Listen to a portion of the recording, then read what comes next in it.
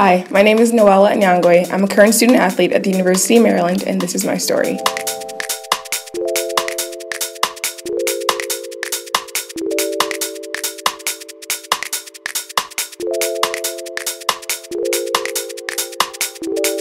I'm a Cameroonian American. It's like something I would like to call myself. I was born in Washington, D.C., and now I currently reside in Clarksburg, Maryland. Although I've moved around a lot, now I would like to call College Park my home, and here I study neurobiology and physiology.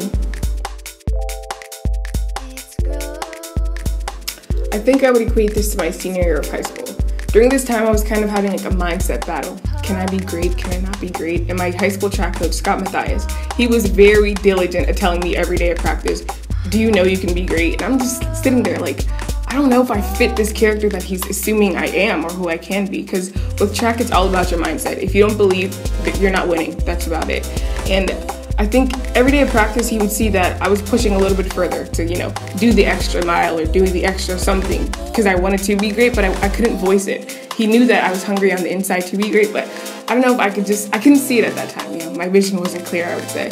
And so at the state track meet, it's right before the 300-meter hurdles I had to run that day. And he looked at me in the eye, he calls me Ella. He's like, Ella, you know you can do this, right? And I was like, sure. I wasn't really sure, but I just was like, sure. So that day, he was like, go do the best that you can. No matter what, just know that you did the best you can. And that day, I put everything on the line. I just looked at him and I was like, do you really think I can? Because if you think I can, then I know I can. And so I ran that race, and that day I came a third place medalist at the Maryland State Track Meet. And I think that day I knew if I could put everything down on the line today, then I can do it for the next day and the days to come. So I think that's when I knew I could be a great track athlete. So despite all the success I've had in track and field, I think that it hasn't really been an easy road for me just because of all the injuries I've endured. When I was in high school, I was a tri-sport athlete. I played soccer in the fall, I played basketball, and I ran track. And I think when I was a junior in high school, I think I was at an all-time high. So I guess God kind of made a message because he knew that I was kind of needing an obstacle in my way to make me the determined person that I am today. So when I was a junior in high school, I was just moved up to varsity, and we had a scrimmage. And during this game, I play forward, so I was attacking the ball, and right when I went to shoot the ball, the defender came on my back and she pushed me, and I fell straight down on my knee, and I fractured my patella on the left side. So that day, I tried to act like I didn't know what I was going to do. I was like, God, please help me because I need to play my sport. And I was like trying to get up from the field, and the referee was like, excuse me, ma'am, you need to stay on the ground. Because he obviously saw what happened, and I was in shock. So I didn't look down, I didn't know what happened. And he was like, ma'am, please stay on the ground. So these men carried me off the field, and I told him not to call the ambulance because I was afraid my mom would find out that I was injured. So I tried to walk it off. I was like, no, it's okay. But as soon as I stood up, my leg, was very feeble, and it just went down. So after that, I told him, just take me home and I'd be okay. So I went home and I went to sleep so that my mom wouldn't find out that I was injured. But then I woke up the next day and my leg was huge. So obviously I had to go to the hospital. And there I found out that I fractured my patella and that we would have to do a surgery. So I scheduled my surgery for a week. And the doctor told me, excuse me, ma'am, after you fractured your patella, you can't play any more sports. You're done. You should probably, find your other hobbies that you can do. So in my head, this was my first kind of a hint that something wasn't right here, because I know that with God, all things are possible, minus none. And this guy told me I could never play sport again. So after my surgery, I woke up and it was really rough because I realized that I can't walk anymore. So I had to, use crutches and all that stuff. And after rehab was the worst pain you can ever imagine. It's very tough to learn how to walk again and all that stuff. So during this time, it was, a battle of the mindset. The enemy kind of talks to you. He's like, this is meant to be. You were supposed to get injured. You're supposed to get injured, kind of putting me down. So it's kind of suppressing words, I would say.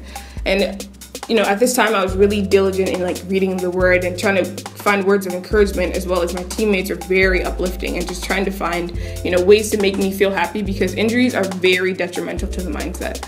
And during this time, I was just praying to God, God, if you heal me, I will do everything for your glory. Please, just heal me. And so after that, I think I transitioned into track because I realized basketball, you need your knees to pivot. There's no other way. Soccer, if you don't use your knees, what else are you going to do? And I realized that if I ran, I could get stronger, and that would help me in different ways. So that's when I started hurdling after my injury. And then, I transitioned and I did well, came to college. Then after that, didn't end there, because this past season I had a chondral defect in my right knee again. So here it is with another injury. And at this time, a lot of people were telling me, they're like, I think you should just quit track because, you've been injured twice and it's not for you. And I was like, this is just the enemy talking, because God asked me, he's like, do you want to be a champion? Of course. Why don't I want to be one? And people just kept telling me, like, you should quit track. But I take all these words and I keep them here. And after that, I bring them up to him, like, this is what they said, but I know what you said. So I depend on his word. And the recovery, it's been going great. I'm healing like a beast, because I am a beast, I think. And, it's a journey, and it makes you stronger. As a hurdler, I'm known we overcome obstacles. That's our task. You have 10 hurdles in your way, and every day you overcome them. And I think that's what these injuries have been for me. I think my biggest advice to any athlete struggling right now with an injury would probably be prayer. That's as blunt as it can be. Prayer is effective communication with God. And I think that I wouldn't have made it this far if I didn't pray, or I didn't have any kind of communication with God at any point throughout my injury. Because, as I told you, injuries are a battle of the mindset, because you're physically hurting on the inside. You're physically hurting, in any way possible, because your mindset is kind of battling, like, I'm hurting, but can I prosper through this? Can I make a comeback?